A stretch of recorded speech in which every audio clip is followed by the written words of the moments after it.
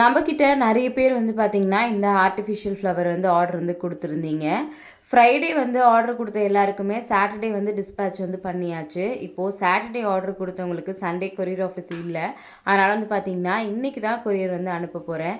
நேத்து நைட்டே யாரெல்லாம் ஆர்டர் குடுத்தீங்களோ, எல்லாரோட ஆர்டரையுமே வந்து பார்த்திங்கன்னா, ஃபுல்லா பேக் பண்ணி வந்து வச்சுட்டேன்.